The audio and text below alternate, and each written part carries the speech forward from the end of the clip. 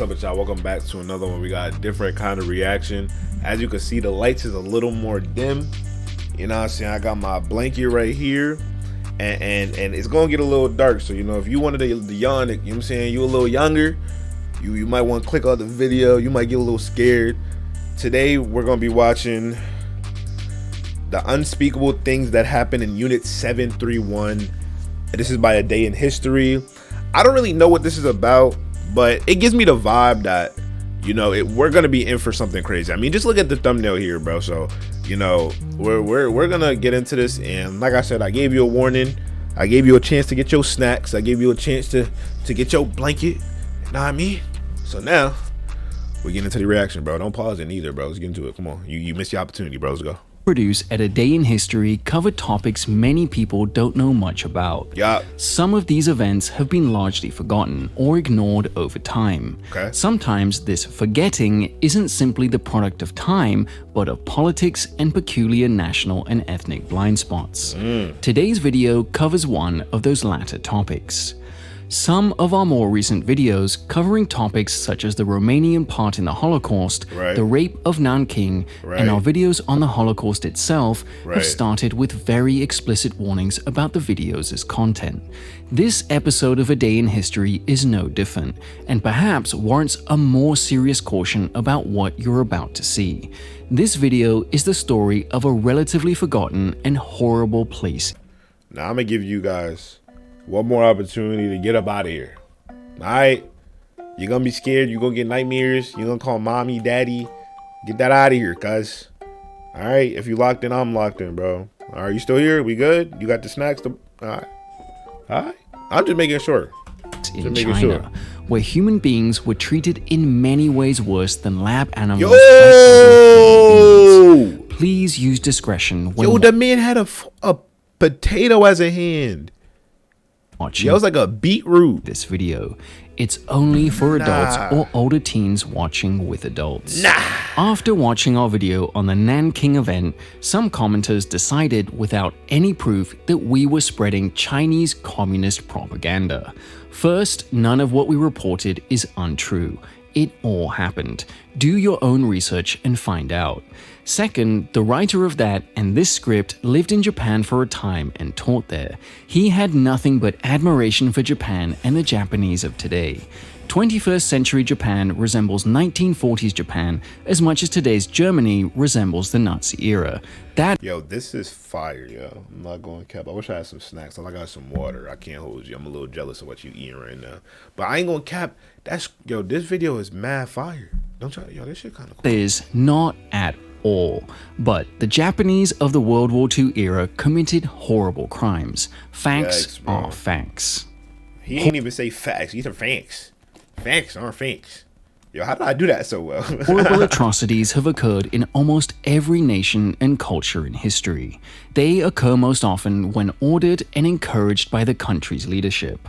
Unfortunately, one of the things we have learned through history is that many people will become absolute brutes and monsters when they're encouraged to do so, or know they will face no legal consequences for their actions, at least not from their government.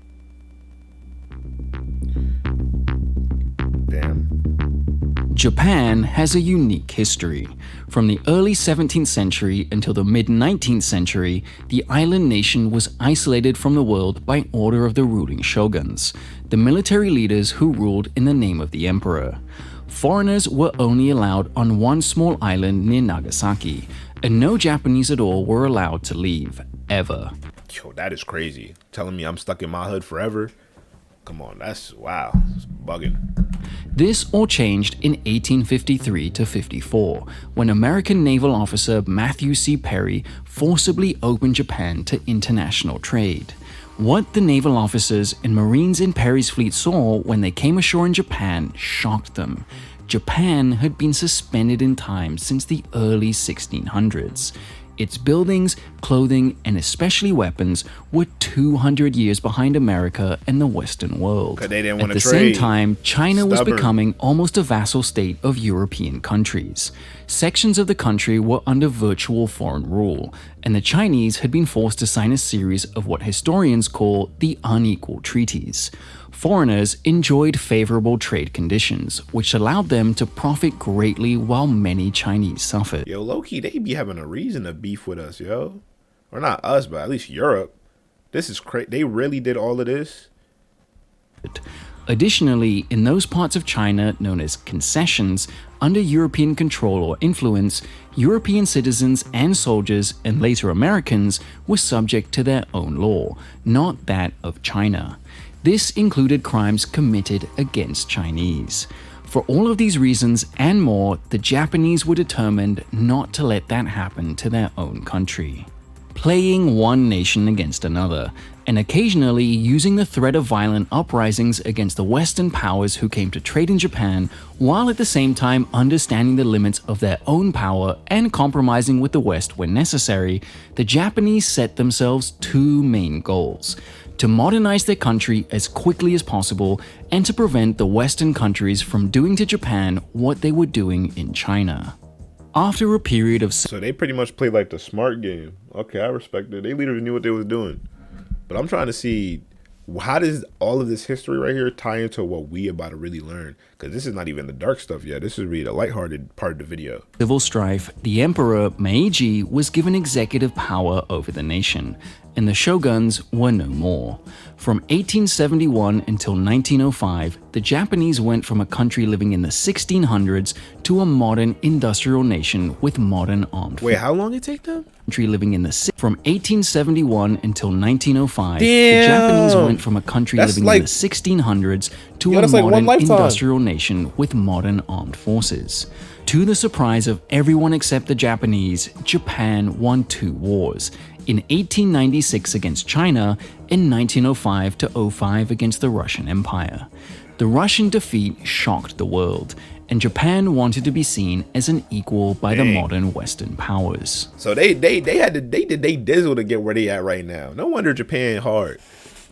Damn, all that anime and shit, you know what I'm saying? That's crazy. Yo, Japan, they not bad. But I need to, one thing I do want to relearn though is, or not relearn, but kind of like get more details on is during World War II, because I'm pretty sure Japan was with Germany. And I want to see like the exact things that was going on in Japan, what made their leaders do all that. Unfortunately, Japan and the West saw the world differently to a large degree. One of the ways in which they did so had to do with race and ethnicity. Long leading the world in military strength, technology, and economics, the West was reluctant to see the Japanese as equals. Much of this had to do with racial bias. Some of it stemmed from the idea that the Japanese learned much from the Europeans.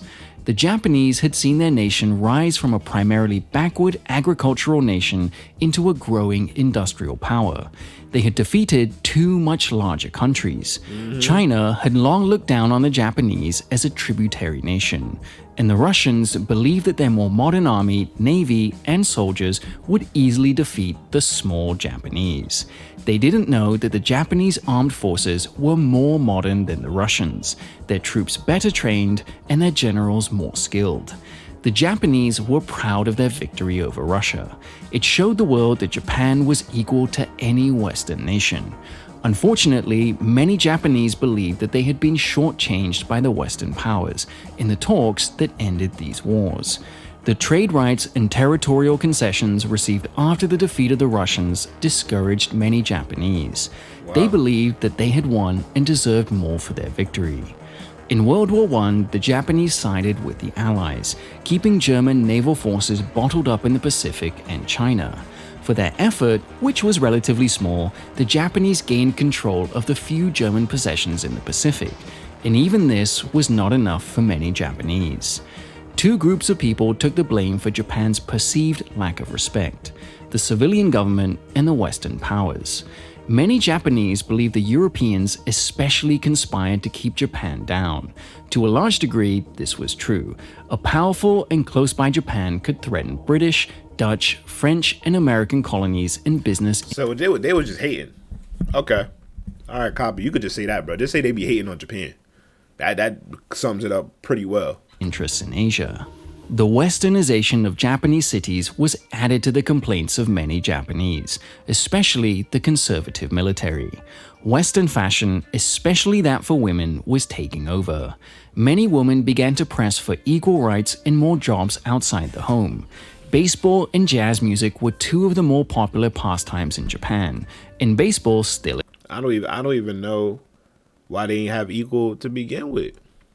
W-Riz. See, look. How everybody look up like is. Why are we telling you all this in a video about Japanese atrocities in World War II China?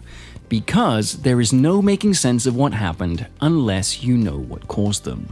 By the early 1930s, Japan had become a military dictatorship. Through the 1930s and the first half of the 40s, Japan became a fascist country, as dangerous to its citizens as it was to its neighbors. Promoted by the Japanese military government through the media, education, mass rallies, and its behavior were ideas of— But why did they end up on this route though? I feel like it totally skipped over that reason. So they just went from like, we're good, you know what I'm saying? We got the Industrial Revolution, we're all together, we're good, to nigga bow down? How you do that? How did that happen? Japanese ethnic superiority, the importance of obedience and loyalty to the emperor to the point of death, and a new version of what conservative Japanese believed to be the guiding principles of the samurai. Among these principles were the loyalty unto death just mentioned, and a disdain for anything not Japanese. This Bushido code resembled the ways of the ancient samurai mostly in name only. The people who bore the brunt of Japanese ethnocentrism were the Chinese. For centuries, the Chinese had demanded and received tribute from the Japanese in one form or another. As a result, Chinese culture dominated Japan, and though Japanese culture became unique over time, many of its religious ideas, writing, and cultural characteristics had Chinese roots. By the 20th century, most Japanese saw themselves much like a child who had grown up to be more powerful and advanced than their parents. Combined with the ideas we just mentioned, the Japanese in China behaved much like the Nazis did in occupied Europe, superior and without regard for human life that wasn't Japanese. In 1931, the Japanese conquered the Chinese territory of Manchuria. In 1936, they invaded China and soon overran most of the eastern part of the country. Yo, I never knew they was expanding like that. Damn. Especially the coastal cities. The treatment of the Chinese who found themselves under Japanese occupation was abysmal, to say the least. One brutal atrocity followed another, the best known of which was the infamous rape of Nanking in 1937.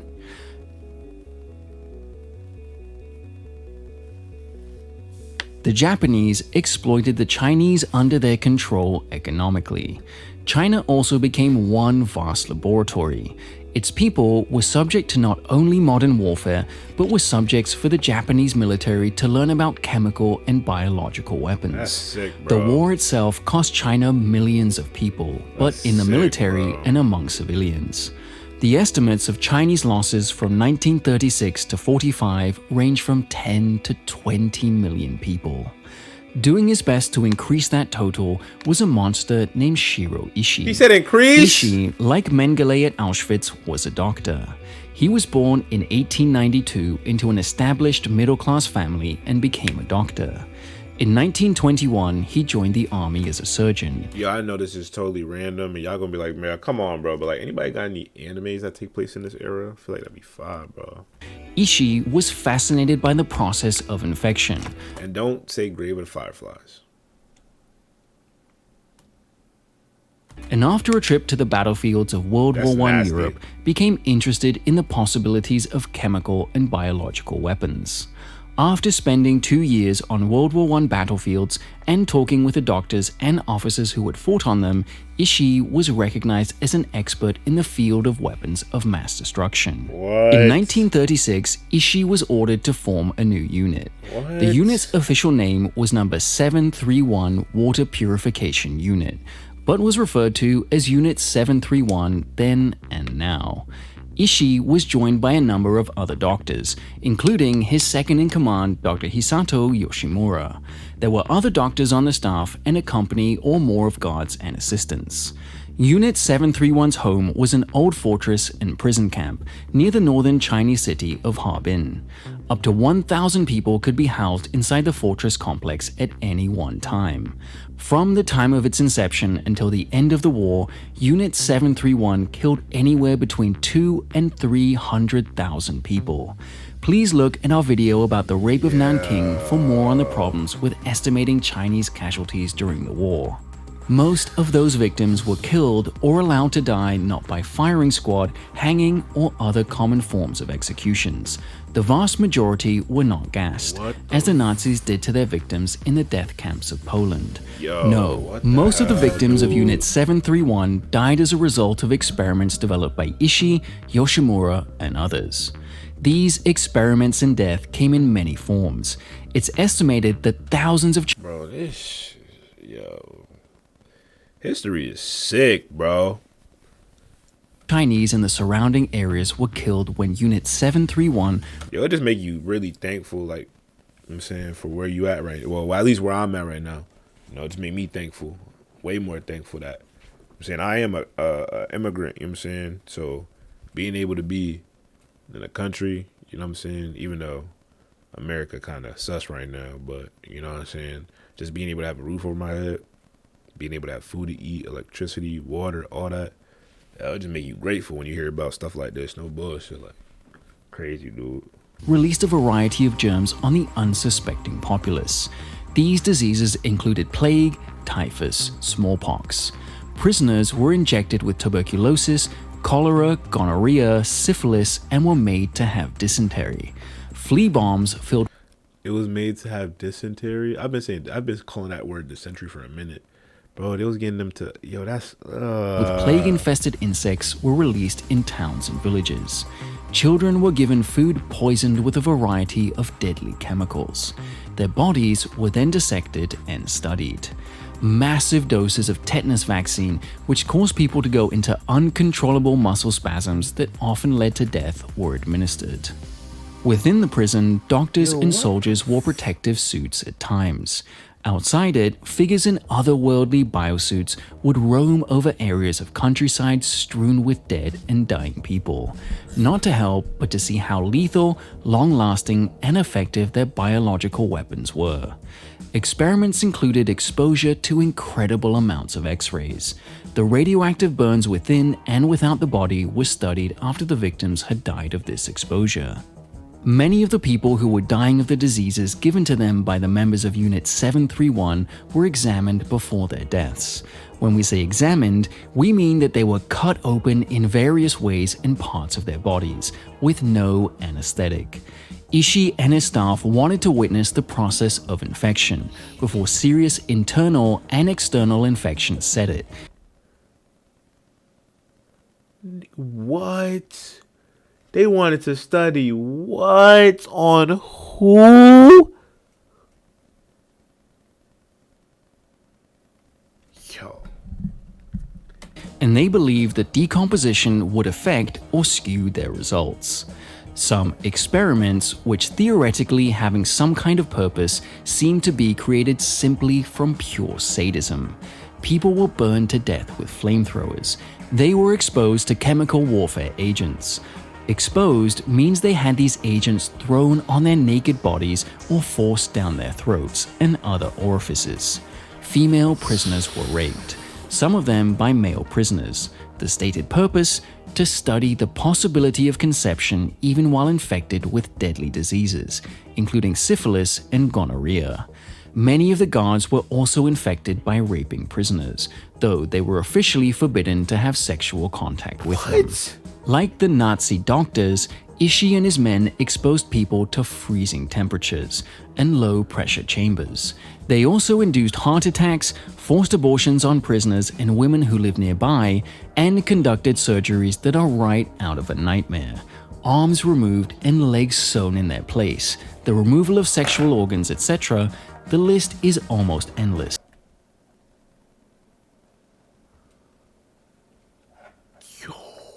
And includes many more instances of sadism, some of which we caution you are even more disturbing than what has already been described in this video.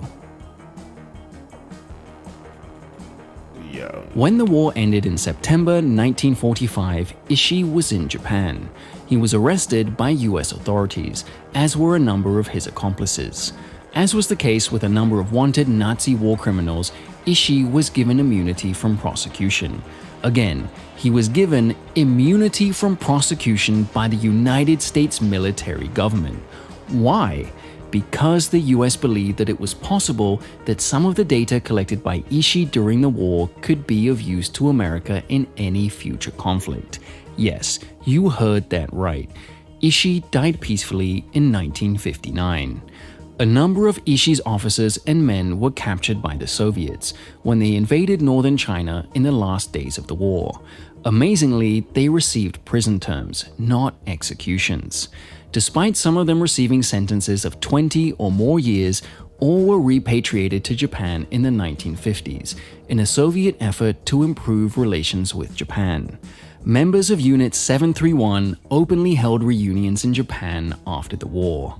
It's hard to like a video like this, but if you found it interesting, please like and subscribe and click the bell to get notified of our next fascinating release. How the fuck that nigga got a happy ending, bro? How the fuck he got a happy ending? This world is really crazy, bro. Like, watching videos like that, this world is really crazy as hell. Hope you guys enjoyed that video, bro. Make sure you like, subscribe, and comment. Man, that shit is sick. And he got the happy ending, and they celebrated it, bro. What type of... Yes. No words, bro. I'll see you on the next video, dude.